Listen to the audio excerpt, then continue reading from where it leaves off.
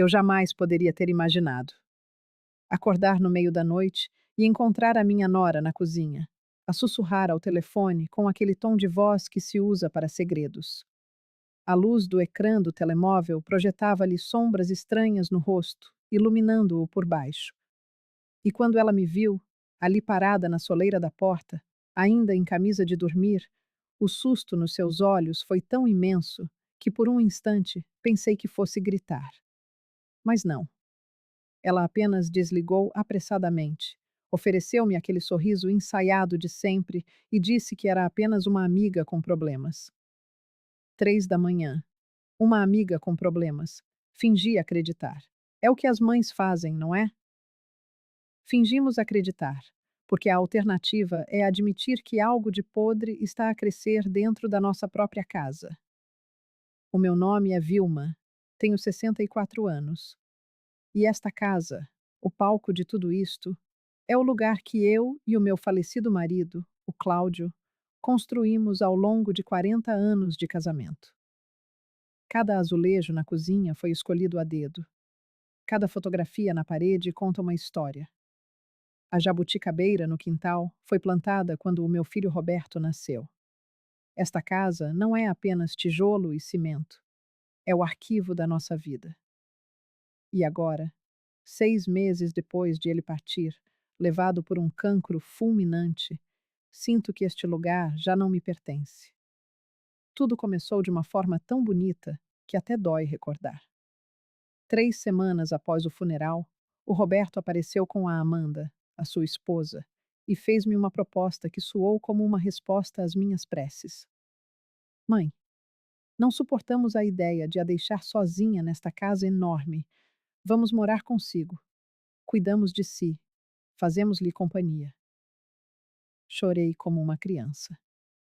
Após tantas noites naquela cama imensa, a acordar e a esperar ver o Cláudio ao meu lado, a ideia de ter o meu filho de volta, de ouvir vozes pela manhã, parecia um milagre.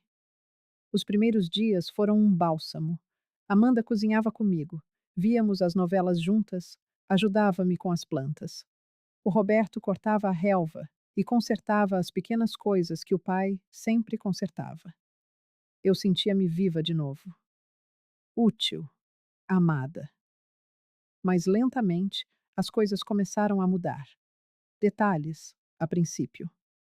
Tão pequenos que eu me acusava de paranoia, pensando ser a solidão a pregar-me partidas.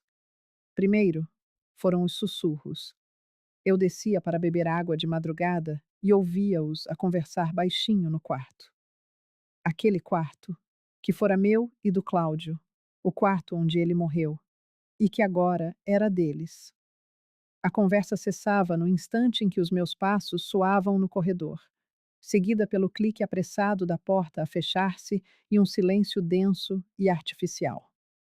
Depois, comecei a notar que me evitavam. Se eu entrava na sala, eles saíam. Se eu perguntava sobre os seus planos, sobre dinheiro, as respostas eram vagas, robóticas. Está tudo bem, mãe. Não se preocupe com isso, dona Vilma. E havia o quarto de hóspedes, aquele quarto sempre aberto, onde eu guardava os meus materiais de artesanato. Numa manhã, fui buscar uns novelos de lã e a porta estava trancada. Trancada, na minha própria casa. Olhei para a fechadura e uma fria garra apertou-me o peito. Bati. Ninguém respondeu. Quando perguntei ao Roberto, ele, sem me encarar, disse que tinha trancado para guardar umas ferramentas de trabalho, para que eu não me magoasse. Ferramentas. Morei nesta casa há 40 anos e nunca me magoei com ferramenta alguma. Até que chegou a noite que mudou tudo. Uma quinta-feira, quase 11 horas. Eu não conseguia dormir. Levantei-me para ir à casa de banho e da janela do corredor vi uma mulher a sair de um carro em frente à minha casa. Jovem, talvez com 30 anos, e uma mala grande. A Amanda abriu a porta antes mesmo de ela tocar a campainha, como se a esperasse. Entraram rapidamente, diretas ao quarto de hóspedes trancado. Ouvi a chave a girar, a porta a abrir e a fechar-se de novo. Vozes abafadas lá de dentro. Fiquei ali, paralisada na escuridão, o coração a martelar, sentindo-me ridícula por ter de espiar dentro do meu próprio lar. Na manhã seguinte, não havia sinal da mulher. Tentei soar casual ao perguntar a Amanda se tínhamos tido visitas. Ela olhou-me com aqueles olhos grandes e inocentes e disse que não, que eu devia ter sonhado. Que talvez fosse o remédio para dormir a fazer-me ver coisas. Mas eu não tomo remédios para dormir.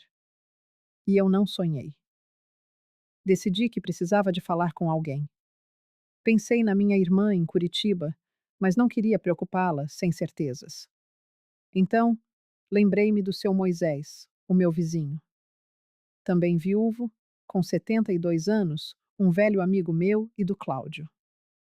Numa manhã de sábado, enquanto o Roberto e a Amanda estavam nas compras, saltei o pequeno muro que separa os nossos quintais e bati-lhe a porta das traseiras. Ele abriu com o seu sorriso gentil de sempre, mas o sorriso desvaneceu-se ao ver a expressão no meu rosto. Vilma? O que aconteceu? Está pálida. Entrei e contei-lhe Chotter tudo. Os sussurros, o quarto trancado, a mulher da mala. Quando terminei, ele suspirou fundo. Vilma, eu não queria alarmá-la, mas também tenho notado coisas estranhas. O meu estômago gelou. Que tipo de coisas? Movimento. Pessoas a entrar e a sair da sua casa em horários invulgares, sempre à noite. Vi pelo menos 3 pessoas diferentes nas últimas 2 semanas. Pensei que estivesse a receber visitas, mas achei estranho nunca ter comentado. 3 pessoas diferentes. O chão pareceu desaparecer sob os meus pés. Ele pousou a mão sobre a minha. Acho que precisa de descobrir o que se está a passar. E tem de o fazer sem que eles saibam que desconfia. Como? A minha voz era um fio. Finja que vai viajar. Diga que vai visitar a sua irmã. Eles vão relaxar. Pensar que tem a casa só para eles. E então, fica aqui, na minha casa, a observar. Juntos, descobriremos o que se passa. A ideia era absurda. Espiar o meu próprio filho como se fosse um criminoso. Mas era a única que fazia sentido. Se os confrontasse agora, sem provas, fariam de mim uma louca senil. E eu precisava da verdade. Na segunda-feira, ao pequeno almoço, anunciei. Estava a pensar: vou passar uma semana em Curitiba com a minha irmã. Preciso de arejar. A reação deles foi demasiado rápida. Ah, que ótima ideia, dona Vilma, disse a Amanda. A senhora merece. Nós cuidamos de tudo. O Roberto concordou, demasiado entusiasmado. Nenhum deles pareceu minimamente triste com a minha partida. E foi a facilidade com que aceitaram a minha ausência que mais doeu. Na quarta-feira, o Roberto levou-me à rodoviária. Comprei o bilhete, acenei-lhe do outro lado do vidro e assim que o carro dele desapareceu, apanhei um táxi de volta para a casa do seu Moisés. Ele já me esperava. A primeira noite foi uma tortura. Fiquei colada à janela do quarto dele, que dava uma vista perfeita para a minha casa. E vi. Às 9 horas, um casal chegou. A Amanda recebeu-os com sorrisos largos, e eles entraram, subindo diretamente para o quarto trancado. É um negócio, murmurou o seu Moisés ao meu lado. Estão a alugar os quartos. Quinta-feira, mais 2 hóspedes. Sexta, outros 3. Tinham transformado o santuário do meu casamento num hotel clandestino, lucrando com a minha propriedade enquanto eu acreditava estar a ser cuidada por amor. O pior não é descobrir que estamos a ser usados, é perceber que a nossa cegueira foi voluntária, um ato de recusa em acreditar que o nosso próprio filho seria capaz de tal coisa. Mas o pior ainda estava para vir.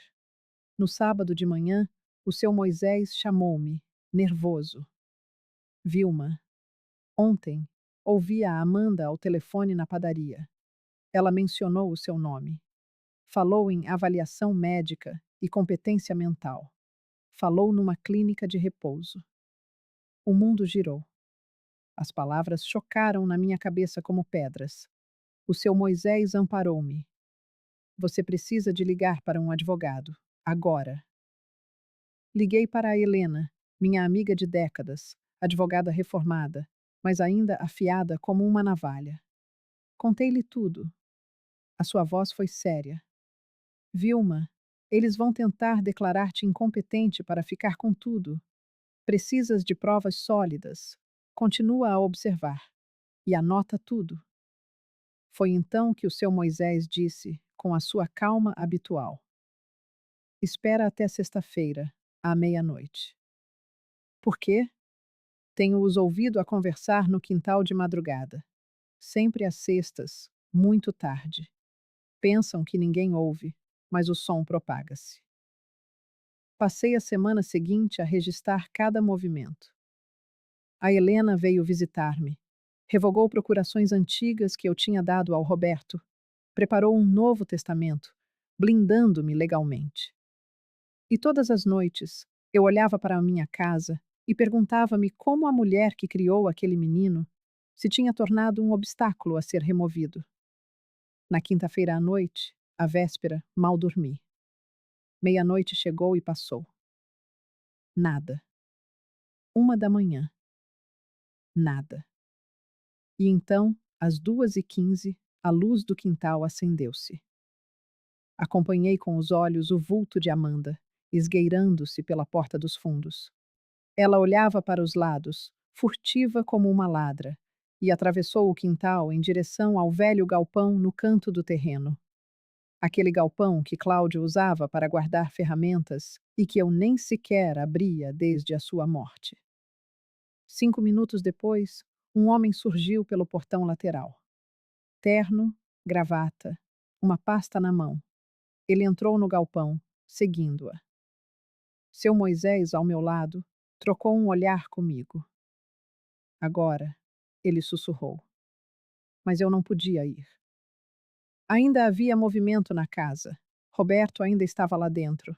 Se eu fosse apanhada, tudo estaria perdido. Então, esperamos. O homem saiu 15 minutos depois, com a mesma pasta, agora visivelmente mais cheia. Amanda veio logo atrás, trancou o galpão e voltou para dentro de casa. Eram 3 da manhã quando, finalmente, todas as luzes se apagaram. Desci da casa do seu Moisés, pulei o muro de volta para o meu quintal e caminhei na ponta dos pés sobre a relva úmida de orvalho até ao galpão. A minha mão tremia tanto que a chave extra teimava em não encontrar o buraco da fechadura. Quando finalmente consegui, empurrei a porta com uma lentidão torturante, rezando para que as dobradiças enferrujadas não me traíssem com um rangido. Acendi a lanterna do telemóvel. E foi então que eu vi. E foi naquele instante, sob a luz fria e artificial, que o meu mundo se desfez em pedaços. No canto do galpão, debaixo de uma lona velha que Cláudio usava para cobrir a máquina de cortar relva, havia uma caixa de metal. Não era uma caixa qualquer. Era uma caixa de documentos, daquelas com fechadura, para guardar coisas importantes. Só que a fechadura estava aberta. Amanda tinha acabado de sair dali. Não tivera tempo de a trancar novamente. Ajoelhei-me no chão frio e poeirento e abri a caixa com as mãos a tremer tanto que quase deixei a tampa cair. A primeira coisa que vi foi dinheiro. Muito dinheiro. Maços e maços de notas de 50 e 100 reais, organizados com elásticos, empilhados com um cuidado assustador. Não sou boa com estimativas, mas devia haver ali uns 30 mil reais, talvez mais. Dinheiro vivo, escondido no meu quintal, no galpão do meu falecido marido. Mas não foi o dinheiro que me roubou o ar, foi o que estava por baixo dele. Documentos. Uma pilha de documentos impressos, alguns com carimbos, outros com assinaturas que eu não reconhecia. Peguei no primeiro da pilha. Era um contrato de arrendamento. Contrato de aluguer temporário. Quarto mobilado. Lia-se no cabeçalho. O endereço era o meu. A locadora era Amanda, com o CPF dela. O valor: R$ 400 por noite. R$ 400 por um quarto na minha casa. Virei a página e havia outro contrato. Depois outro e mais outro. 12 contratos no total. Todos dos últimos 2 meses. Todos assinados por Amanda. Todos usando o meu endereço. O endereço da casa que eu e Cláudio suamos para pagar. Mas o pior, o verdadeiro golpe, estava mais fundo. Um formulário médico. Avaliação de capacidade mental para idosos, dizia o título, frio e impessoal.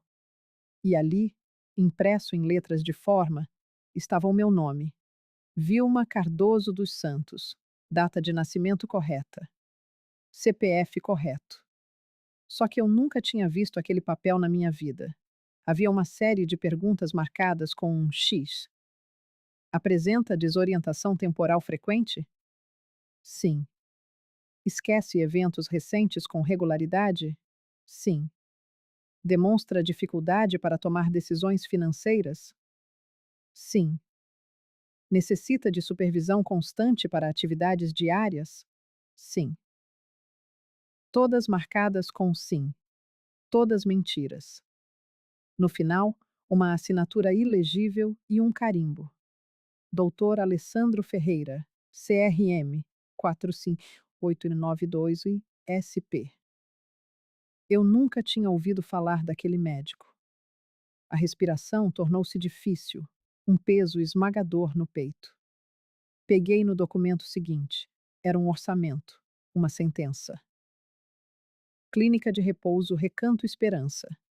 Plano de internação integral. E tinha valores: R$ 15.000 de taxa de entrada. 4.500 por mês. Duração estimada: indeterminada. No campo de observações, alguém escrevera à caneta: paciente com quadro de demência progressiva, necessita de monitorização 24 horas. Família solicita acomodação individual, com restrição de visitas externas. Restrição de visitas externas. Eles iam trancar-me num asilo e impedir que alguém me visse. Senti o chão a rodar, o galpão inteiro a girar à minha volta. As minhas mãos estavam geladas, mas a minha testa suava. Havia mais um papel. Uma folha comum, dobrada ao meio. Eu desdobrei-a e o mundo parou. Reconheci a caligrafia. A letra caprichada de Amanda. Eram anotações, uma lista numerada, fria e metódica como uma receita de bolo. Mas em vez de leite e ovos, listava os ingredientes para destruir a minha vida. 1. Agendar avaliação com o Dr. Alessandro. Confirmar diagnóstico de incapacidade mental. Já feito. 2. Obter procuração plena. Aguardar momento adequado. Administrar sedativo leve, se necessário, para a assinatura. 3. Transferir casa para nome de Roberto, via procuração. 4. Internar Vilma no Recanto Esperança. Usar diagnóstico como justificativa legal. 5. Vender propriedade após 6 meses de internação. Valor estimado: 850.000. 6. Liquidar dívida: 100.000. E dividir restante. Sedativo leve, se necessário, para a assinatura. Eles iam drogar-me. Fazer-me assinar papéis enquanto eu estivesse dopada, sem saber o que estava a fazer. E depois, iam atirar-me para um asilo, trancar-me como se eu fosse louca, um estorvo, e vender a minha casa. A casa onde criei o meu filho. A casa onde Cláudio morreu. A casa que era tudo o que me restava dele. Fiquei ali, ajoelhada no chão daquele galpão escuro, a segurar aqueles papéis com as 2 mãos. E pela primeira vez em meses, desde o funeral de Cláudio, eu chorei de verdade. Não foi um pranto silencioso, daqueles que se conseguem controlar. Foi um soluço rasgado, violento, que nascia no fundo da alma e sacudia o meu corpo inteiro. Chorei pela minha ingenuidade, chorei pela traição, chorei porque o menino que eu embalei nos braços, que ensinei a andar, a falar, a ser gente, estava a conspirar para me apagar da minha própria vida. Mas a dor não podia paralisar-me. Não ali, não agora. Enxuguei o rosto com as costas da mão, uma fúria fria a começar a substituir o desespero. Peguei no telemóvel e comecei a fotografar. Cada documento, cada anotação, cada detalhe daquela caixa maldita. As minhas mãos ainda tremiam, mas eu consegui.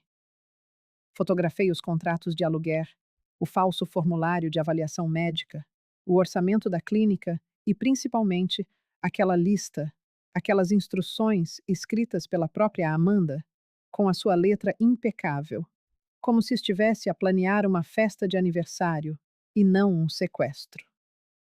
Quando terminei, coloquei tudo de volta exatamente como estava.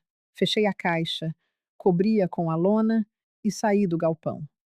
Tranquei a porta, atravessei o quintal, pulei o muro de volta para a casa do seu Moisés. E foi só quando entrei pela porta dos fundos e o vi à minha espera na cozinha, com o rosto vincado pela preocupação, que as minhas pernas cederam. Desabei numa cadeira e ele correu para me amparar, segurando-me pelos ombros. Vilma, o que aconteceu? Estás pálida. Eu apenas consegui entregar-lhes o telemóvel. Vê as fotos, sussurrei. A minha voz não saía mais alto que aquilo. Ele pegou no aparelho, desbloqueou-o e começou a passar pelas fotos. Eu vi a compreensão dar lugar ao choque no seu rosto. Vi a sua boca entreabrir-se, os olhos arregalarem-se. E quando ele chegou à foto da lista de Amanda, um palavrão baixo e rouco escapou dos seus lábios, algo que eu jamais o ouvira dizer. Meu Deus do céu, Vilma.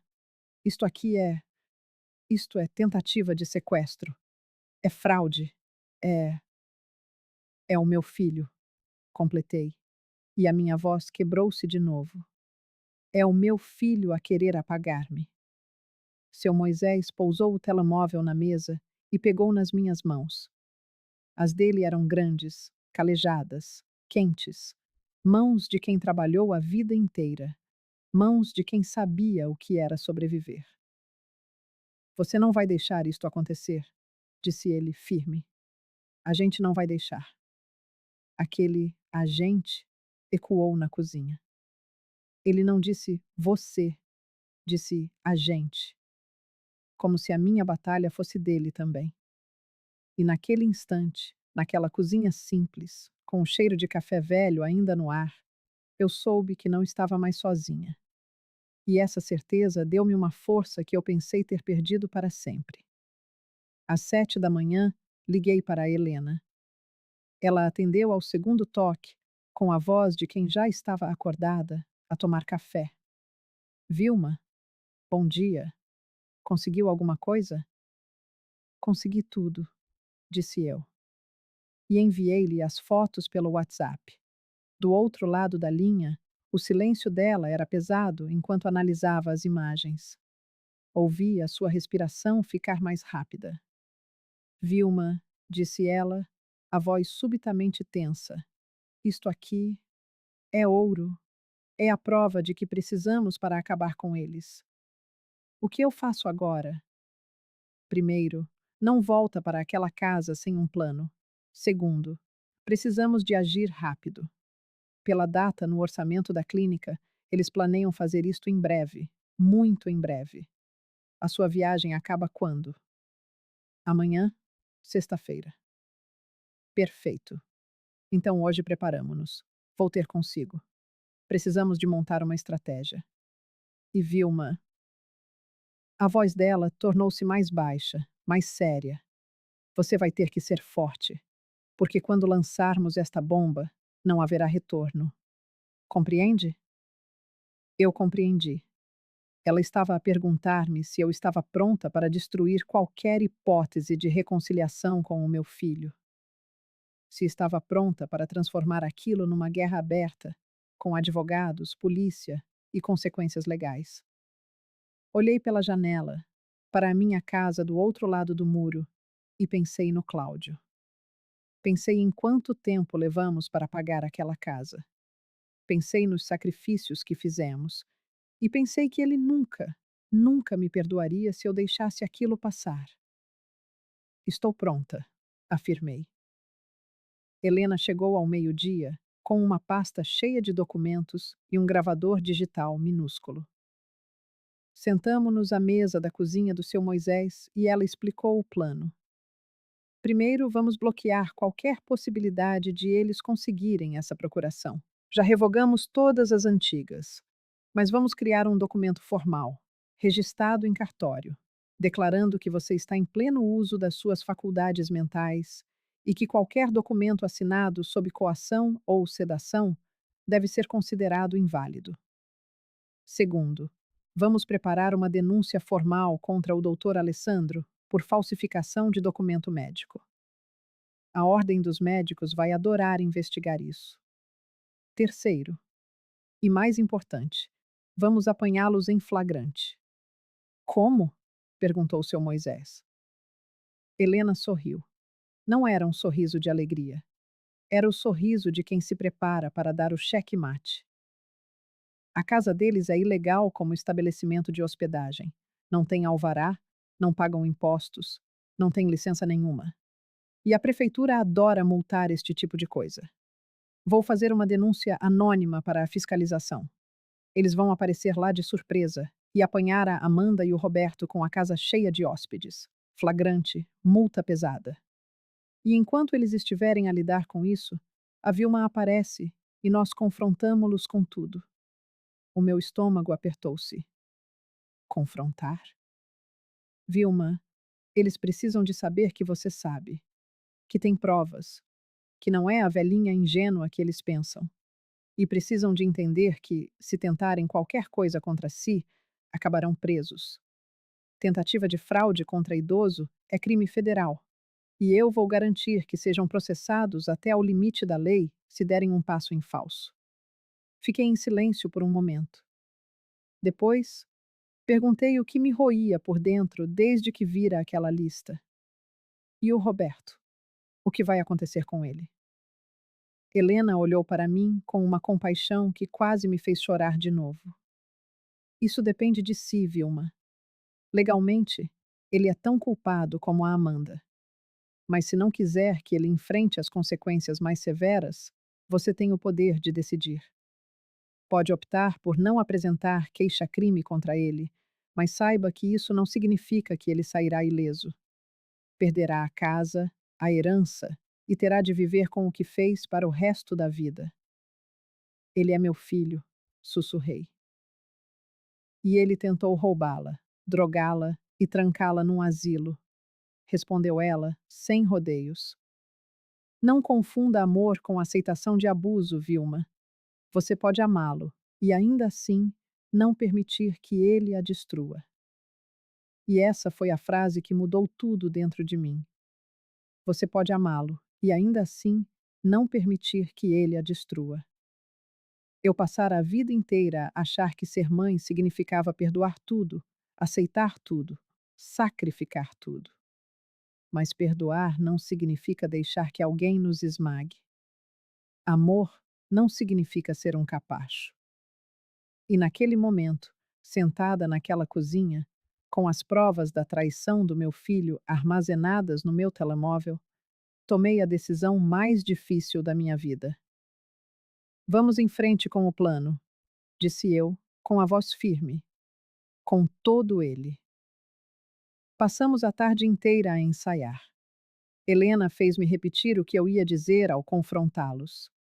Fez-me praticar manter a calma, não gritar, não chorar, não deixar a emoção dominar-me.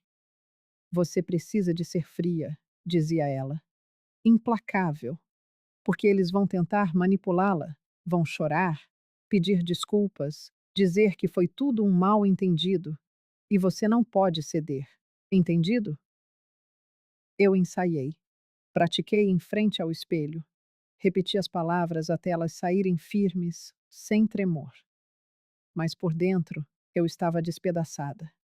Porque não há ensaio que prepare uma mãe para olhar para o filho e dizer: eu sei o que tentaste fazer comigo e não vou perdoar.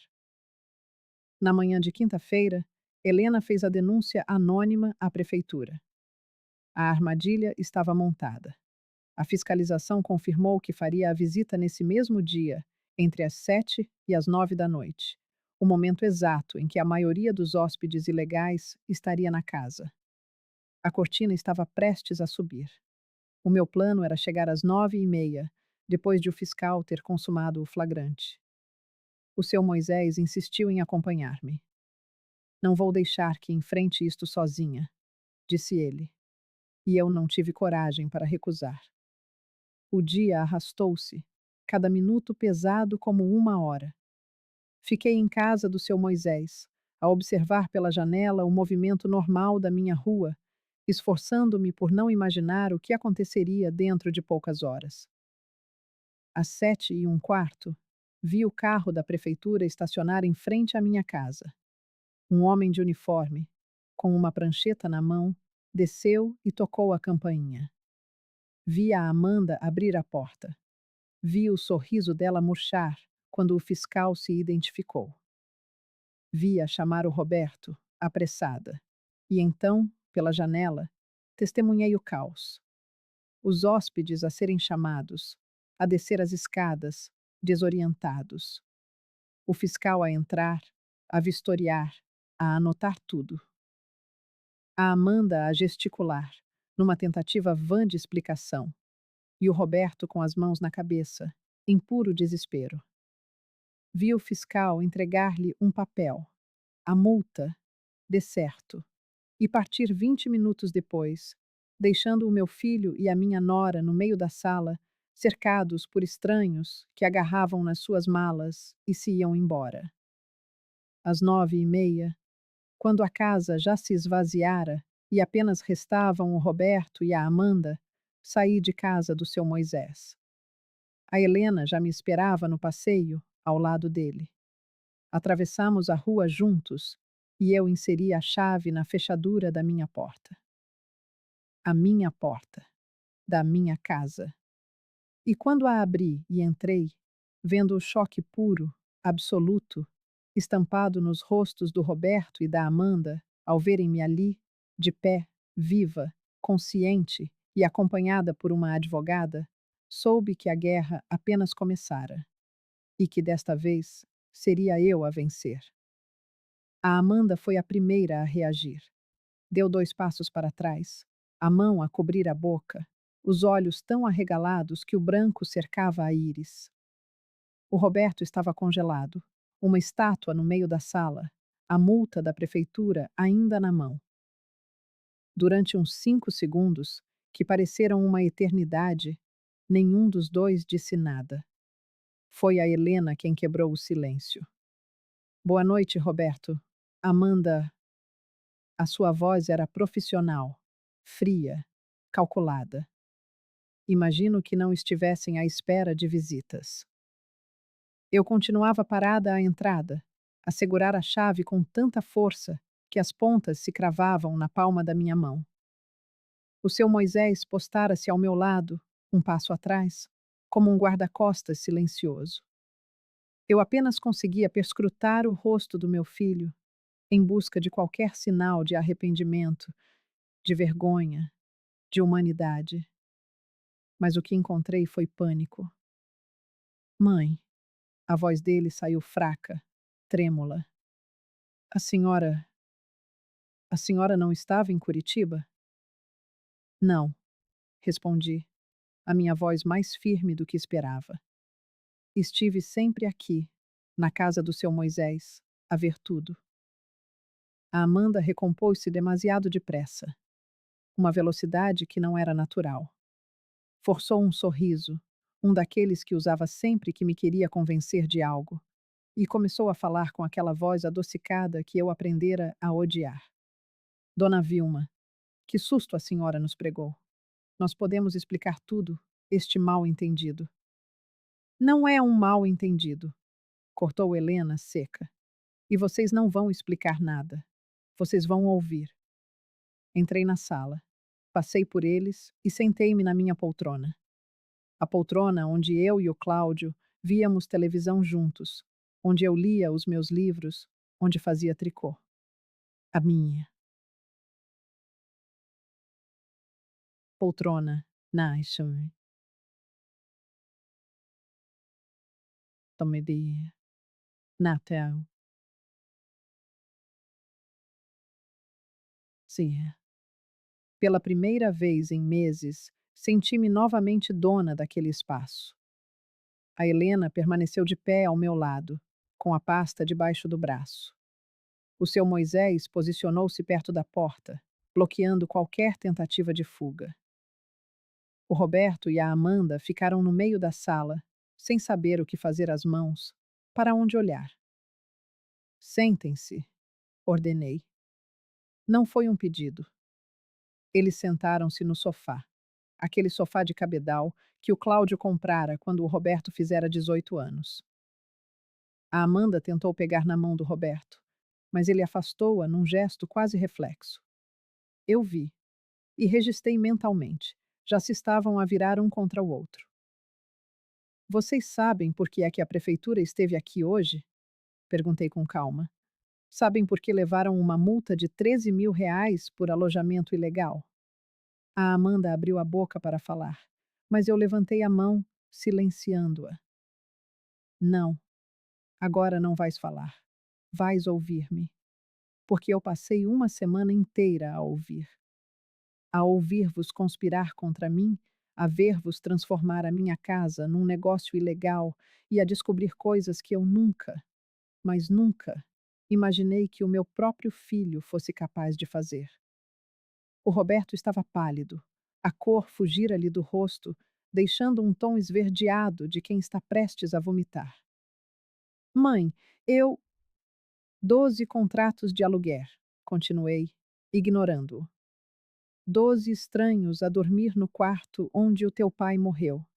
400 reais por noite. Lucraram quase 30.000 reais a usar a minha propriedade, sem a minha permissão, sem me dar um cêntimo, enquanto fingiam que estavam aqui para cuidar de mim. A Amanda tentou de novo. Nós precisávamos do dinheiro, dona Vilma. Temos dívidas.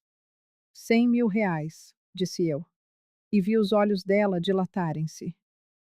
Eu sei da dívida. Eu sei de tudo, Amanda. Sei do doutor Alessandro. Sei da avaliação médica falsa. Sei do orçamento da clínica Recanto Esperança. E sei. A minha voz baixou, tornando-se um sussurro perigoso. Da tua lista. O silêncio que se abateu sobre a sala foi absoluto. Podia-se ouvir o tic-tac do relógio na parede. A respiração acelerada da Amanda. O Roberto a engolir em seco. A Helena abriu a pasta e retirou as fotografias que eu tirara no barracão, ampliadas, impressas em papel de alta qualidade. Dispôs as fotos sobre a mesa de centro, uma a uma, como as cartas de um jogador de póquer a revelar uma mão vencedora. A primeira, os contratos de aluguer. A segunda, o formulário de avaliação médica falso. A terceira, o orçamento da clínica.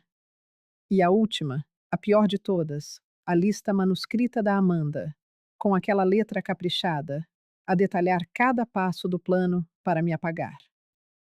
Administrar sedativo leve se necessário para assinatura. Lia em voz alta, a encará-la. Vocês iam drogar-me, fazer-me assinar uma procuração sem que eu soubesse o que estava a fazer. E depois iam trancar-me num asilo, declarar-me louca e vender a minha casa. Conseguem imaginar o que é olhar para alguém que acolheram na vossa família? Alguém a quem chamaram de filha e ver nos olhos dela que ela planeou isto? Que ela ia mesmo fazer-vos isto? A Amanda não negou, não chorou, não pediu desculpa. Olhou para as fotografias, olhou para mim, e eu vi algo quebrar-se dentro dela. Não era remorso. Era a percepção de que fora apanhada, de que o plano falhara, de que tudo acabara. Mas foi o Roberto quem desabou. Cobriu o rosto com as mãos e começou a soluçar. Um choro feio, desesperado, de quem sabe que cometeu um erro irreparável. Mãe, desculpa-me, desculpa-me, desculpa-me. Repetia a palavra como um mantra, balançando-se no sofá. Eu queria sentir pena, queria levantar-me, abraçar o meu filho, dizer que estava tudo bem, mas não estava tudo bem e nunca mais estaria. Desculpar-te? Perguntei, a minha voz estranhamente calma. Querias drogar-me, roubar-me, trancar-me como um animal, e queres que eu te desculpe. Foi ideia dela, gritou ele de repente, apontando para Amanda. Foi tudo ideia dela. Foi ela que planeou, que encontrou o médico, que escreveu aquela lista. Eu só, eu só concordei porque estávamos desesperados. Íamos perder tudo. Cala a boca, gritou a Amanda de volta, erguendo-se do sofá. Cala a boca, Roberto. Estavas tão envolvido quanto eu. Assinaste os contratos, recebeste os hóspedes, sabias de tudo. Mas eu não queria, berrou ele, levantando-se também. Eu não queria fazer isto à minha mãe. Eu disse-te que podíamos arranjar outra maneira, mas tu insististe. Outra maneira como, Roberto? Pedir mais dinheiro emprestado? Fugir dos credores? Estavam prestes a perder o apartamento, o carro, tudo. E a tua mãe estava aqui, sozinha, nesta casa enorme, sentada em cima de quase R$ 1 milhão, enquanto nós passávamos fome. Eu não estava sentada em cima de nada, gritei, e foi a primeira vez que levantei a voz. Assustados, ambos se viraram para mim. Esta casa não é uma mercadoria, não é um investimento, é a minha vida. É onde eu te criei, Roberto, onde o teu pai morreu nos meus braços. E tu? Ias tirar-me isto? Ias tirar-me de mim mesma? Levantei-me da poltrona. As minhas pernas tremiam, mas mantive-me de pé. Queriam esta casa? Queriam este dinheiro? Pois bem, vou dizer-vos uma coisa. Esta casa vale R$ 850 mil. Eu sei, porque o puseram na lista. Mas sabem para quem irá esta casa quando eu morrer? Para nenhum de vocês. A Helena tirou outro documento da pasta. Novo Testamento, anunciou. Registrado em cartório esta manhã. Todas as propriedades, contas bancárias e bens de Vilma Cardoso dos Santos serão doados a instituições de caridade que protegem idosos de abuso financeiro e familiar. Roberto dos Santos foi formalmente deserdado. Amanda dos Santos nunca esteve incluída como beneficiária. O Roberto ficou branco como papel. Mãe. Não. Há mais, continuou a Helena. Todas as procurações anteriormente concedidas a Roberto dos Santos foram revogadas e anuladas. Foi criado um documento, assinado por 3 médicos independentes, que atesta o perfeito uso das faculdades mentais de Vilma. Qualquer tentativa de a declarar incompetente será contestada com este laudo. Fez uma pausa e sorriu friamente. Quanto ao doutor Alessandro, a Ordem dos Médicos já foi informada sobre a falsificação de documentos. Ele está a ser investigado e, muito provavelmente, perderá a licença. A Amanda deixou escapar um som que era metade riso, metade soluço histérico. Isto não pode estar a acontecer. Não pode. E quanto ao dinheiro que esconderam no barracão? Disse eu. Os R$ 30 mil que ganharam a transformar a minha casa num bordel? Não era um bordel, protestou a Amanda, debilmente. Esse dinheiro vai ser-me devolvido, como compensação parcial pelo uso indevido da minha propriedade.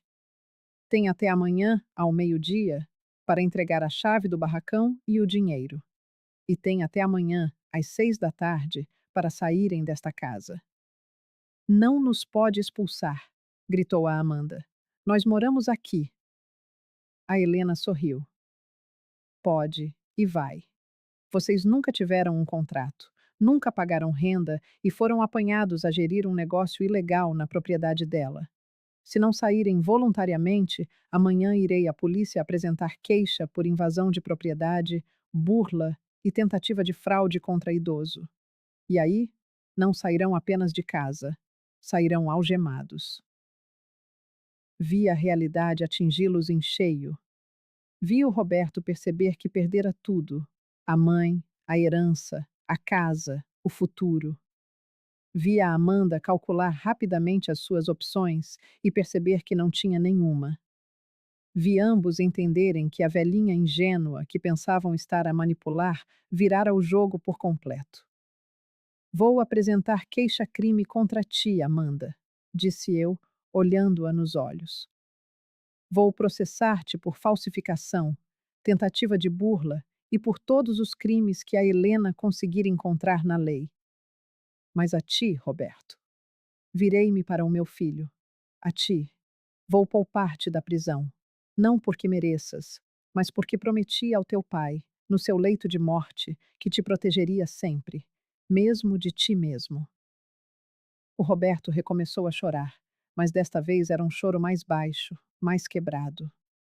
Mãe, por favor, mas não terás a herança, não terás esta casa, e não terás o meu perdão, não agora, talvez nunca. A minha voz quebrou na última palavra.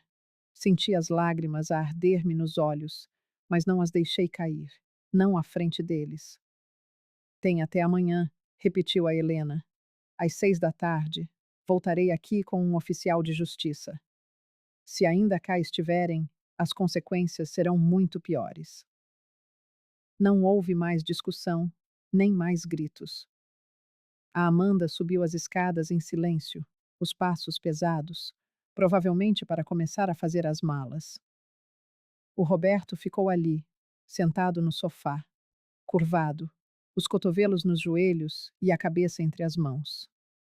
Fiquei a olhar para ele, para o topo da sua cabeça, e por um momento, apenas por um momento, vi o menino de 7 anos que caíra da bicicleta e viera a correr, a chorar, para o meu colo. Mas esse menino morrera. No seu lugar, estava um homem que tentara destruir-me. Por quê? Perguntei baixinho. Diz-me só por quê, Roberto. Por que é que deixaste chegar a este ponto? Ele ergueu a cabeça. Os olhos estavam vermelhos, inchados. Porque sou fraco, sussurrou. Porque sempre fui fraco. E a Amanda é forte. E quando começamos a afundar-nos em dívidas, ela disse que tinha uma solução. E eu não tive coragem de dizer que não. Não tiveste coragem de lhe dizer que não, repeti eu. Mas tiveste coragem de dizer sim, a drogar-me, a roubar-me, a trancar-me? Ele não respondeu. Não havia resposta. Virei-me e fui para a cozinha. Precisava de água, de ar, de distância daquela sala, daquele filho, daquela traição. A Helena seguiu-me, deixando o seu Moisés a vigiar a sala. Ela pousou a mão no meu ombro, enquanto eu bebia água diretamente da torneira, as mãos a tremer tanto que metade se derramou no lava-loiça. Esteve incrível, disse ela em voz baixa. Foi forte, foi firme. Não me sinto forte, admiti, limpando a boca com as costas da mão. O gosto amargo da bile ainda estava ali. Sinto-me devastada. Eu sei, Helena disse, com uma suavidade que era quase um bálsamo. Mas fizeste o que era certo. Amanhã, quando eles se forem, poderás recomeçar. Poderás voltar a respirar. Seria mesmo possível? Seria possível uma pessoa reerguer-se depois de descobrir que o próprio filho desejava apagá-la da existência? Eu não tinha a resposta, mas teria de a descobrir. Regressei à sala. Roberto já tinha subido, provavelmente para o quarto. Eu conseguia ouvir o eco abafado de vozes em discórdia, filtrado pelas paredes, mas ainda assim audível. Estavam a discutir. provavelmente a culparem-se um ao outro, a odiarem-se mutuamente com a mesma intensidade com que eu os odiava naquele instante. Vou dormir à casa do senhor Moisés esta noite, anunciei a Helena. Não consigo ficar aqui. Ainda não. Queres que vá contigo? Ofereceu ela. Abanei a cabeça. Não, eu só preciso de silêncio. Ela compreendeu. Pegou na sua pasta, deu-me um abraço rápido e partiu, prometendo regressar no dia seguinte, às 5:30 da tarde, para supervisionar a saída deles. Atravessamos o quintal em silêncio, eu e o senhor Moisés. E quando entrei naquela casa que se tornara o meu refúgio durante a semana mais surreal da minha vida, finalmente cedi. As lágrimas, contidas por tanto tempo, romperam as barreiras e eu chorei. Chorei por tudo, pela família que julguei ter, pelo filho que perdi, pela casa que fora profanada. E chorei pelo Cláudio, porque ele não estava ali para me ajudar a suportar aquele peso. Mas por baixo de toda a dor, de toda a traição, algo pequeno e resistente começava a brotar.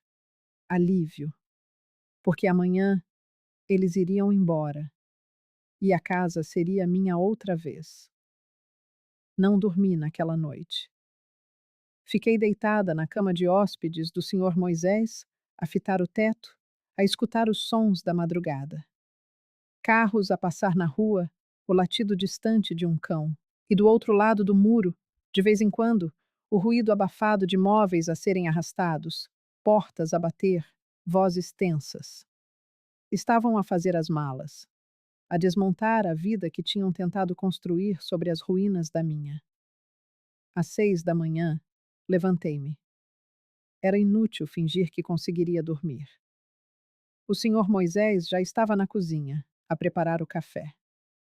Quando me viu, não disse nada. Apenas me serviu uma chávena. Pousou-a à minha frente com os seus biscoitos de polvilho e sentou-se do outro lado da mesa. Tomamos o pequeno almoço num silêncio que dizia mais do que 1000 palavras. Queres que te acompanhe? Perguntou ele quando terminamos.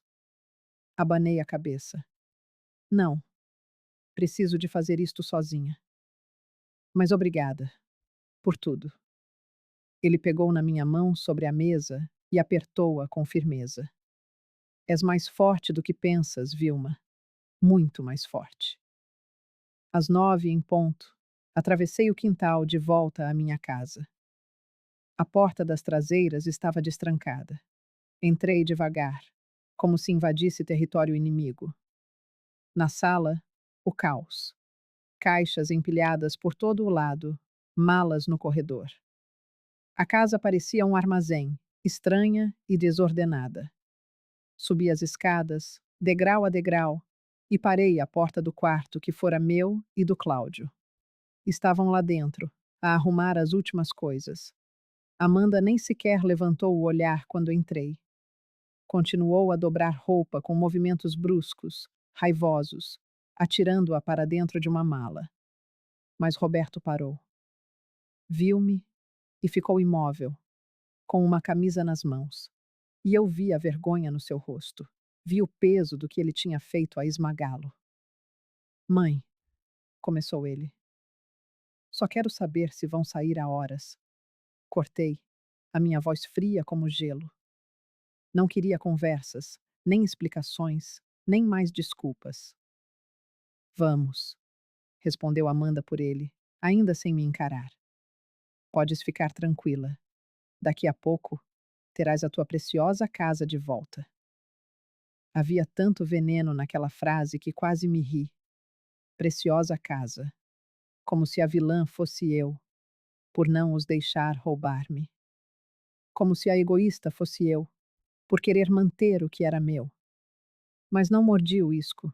Virei-lhes as costas e desci. Passei o resto do dia a tentar organizar a desordem que eles deixaram para trás. Lavei os lençóis do quarto de hóspedes, que fora transformado num quarto de hotel improvisado. Deitei fora os objetos esquecidos por estranhos. Um carregador, uma escova de cabelo, uma revista amachucada. Limpei cada canto daquele quarto como se com isso pudesse apagar a memória do que ali acontecera. Mas há manchas que não saem, por mais que se esfregue. Às 5h30, Helena chegou, acompanhada por um oficial de justiça, tal como prometera. Às 6 em ponto, Roberto e Amanda desceram as escadas pela última vez, a carregar as últimas malas. Amontoaram tudo em frente à casa, onde um carro de uma aplicação já esperava. Teriam de fazer pelo menos 2 viagens. O oficial inspecionou a casa, divisão por divisão, verificando se tudo fora retirado, se não havia danos. No final, entregou-me um documento. Está tudo em conformidade, senhora. O imóvel foi desocupado, segundo o acordo. Qualquer tentativa de regresso sem a sua autorização pode chamar a polícia. Roberto estava parado no passeio, a olhar para a casa onde crescera, onde aprendera a andar de bicicleta no quintal, onde celebrara todos os seus aniversários até sair aos 23 anos. E eu vi nos seus olhos que ele estava, talvez pela primeira vez, a compreender a dimensão da sua perda. Não era apenas a herança, não era só o dinheiro. Era o seu lugar no mundo, o porto seguro ao qual sempre soubera que podia regressar. Era a mãe que o amara incondicionalmente. Era a família. Ele deu um passo na minha direção. Mãe, eu. Ergui a mão num gesto final. Não, não agora, Roberto. Talvez um dia, mas não agora. Ele assentiu, os olhos a brilhar com lágrimas contidas, e entrou no carro. Amanda já lá estava, o rosto uma máscara impenetrável através do vidro. O carro arrancou, levando-os para longe, e eu fiquei ali, no passeio, a vê-los desaparecer na curva da rua. Então, pela primeira vez em 6 meses, entrei na minha casa e fechei a porta, sabendo que estava, de facto, sozinha. Não havia mais ninguém nos quartos lá de cima. Não havia mais sussurros, nem segredos, nem ameaças veladas. Era só eu, as paredes que o Cláudio pintara e o silêncio. Percorri a casa lentamente, passando a mão pelos móveis. A mesa da sala de jantar, palco dos nossos almoços de domingo. A estante, com as fotografias do casamento, do Roberto em criança, de quando a vida era mais simples. O relógio de parede que fora do pai do Cláudio. Cada objeto, uma memória. E eu precisava de fazer as pazes com cada uma delas. Quando cheguei ao quarto que fora nosso, o quarto onde ele morrera, o quarto que eles profanaram, parei à porta. Cheirava a desinfetante, resultado da minha limpeza obsessiva. A cama estava feita com lençóis lavados, as janelas abertas. Mas o ar continuava pesado, o espaço contaminado. Sentei-me na cama e olhei em volta. E foi nesse momento que tomei uma decisão. Eu não voltaria a dormir naquele quarto. Seria impossível. Todas as noites, eu lembraria que estranhos tinham dormido ali, que Roberto e Amanda tinham planeado a minha destruição enquanto dormiam na cama onde o meu marido dera o último suspiro. Não. Aquele quarto precisava de um novo propósito. Precisava de ser transformado em algo que fosse meu, que representasse um recomeço e não a dor. Nas semanas que se seguiram, foi exatamente o que fiz. Esvaziei o quarto por completo. Doei a cama, as cômodas, tudo. Pintei as paredes de um amarelo suave, a cor da esperança. Coloquei uma secretária junto à janela, comprei cavaletes, telas e tintas. Transformei aquele quarto num ateliê. Eu sempre gostara de pintar, mas nunca tivera tempo, nunca tivera espaço. Agora, tinha ambos. Helena visitava-me todas as semanas, trazendo notícias. O doutor Alessandro estava a ser investigado pela Ordem dos Médicos e já fora suspenso preventivamente. Descobriram outros casos de avaliações fraudulentas, outros idosos que ele ajudara a declarar como incapazes em troca de dinheiro. Provavelmente, perderia a licença e responderia criminalmente. Amanda tentara contratar um advogado, mas as provas contra ela eram esmagadoras. Quanto a Roberto, Helena disse-me que ele e Amanda se tinham separado. Ele vivia agora num apartamento minúsculo, com 2 empregos para pagar as dívidas. Não tentara contactar-me. E eu não sabia se isso me trazia alívio ou mais mágoa. O senhor Moisés tornou-se o meu melhor amigo. Tomávamos café juntos todas as manhãs, ora na minha casa, ora na dele. Ajudou-me a plantar um novo jardim do lado oposto ao galpão, para o qual eu já não conseguia olhar. Aos poucos, a casa foi deixando de ser um campo de batalha para voltar a ser um lar.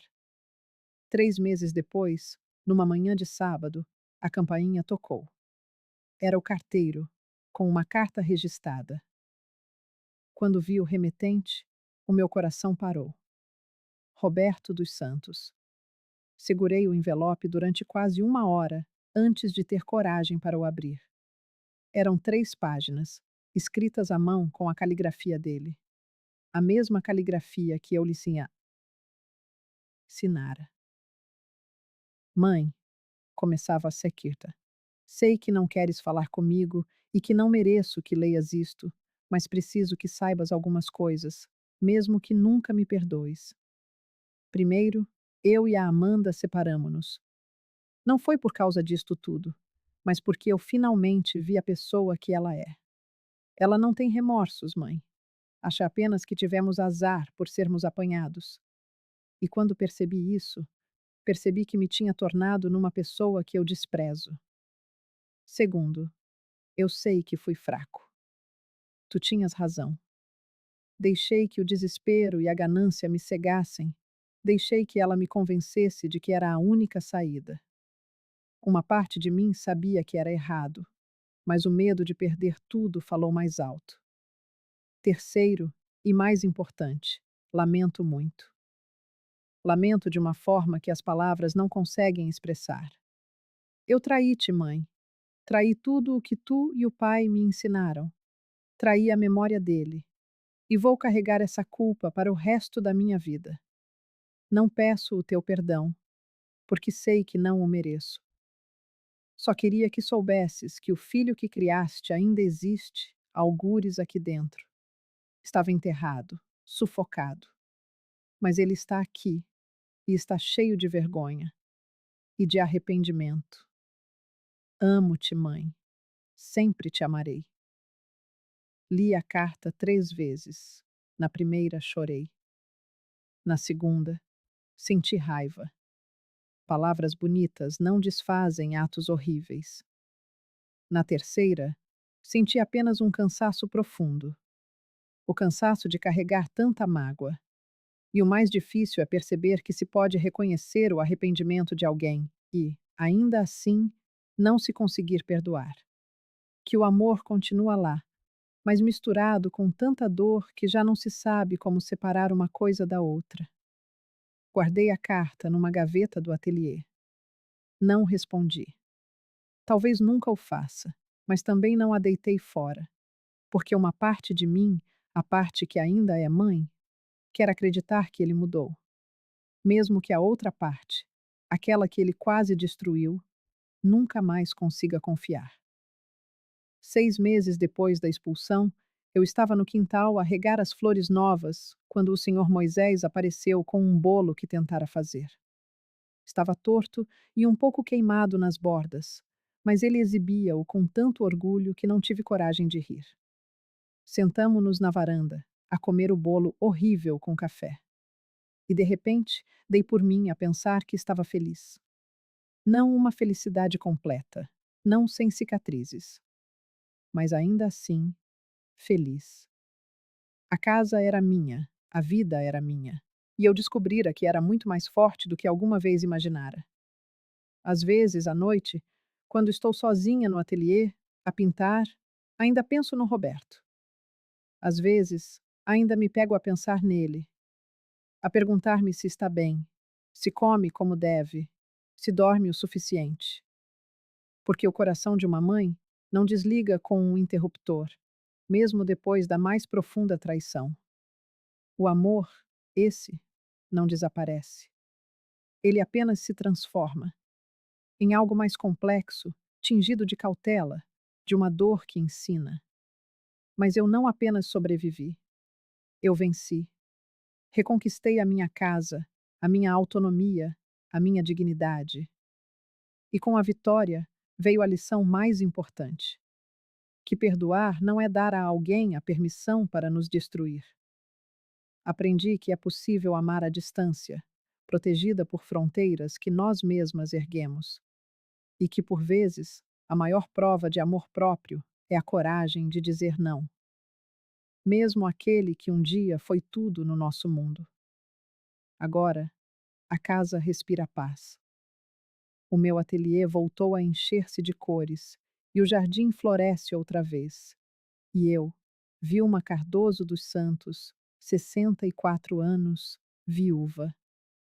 Sou uma mãe com o coração ferido, sim, mas jamais quebrado. Estou viva, estou inteira e, finalmente, estou livre. E isso, no fim de tudo, é o que realmente importa.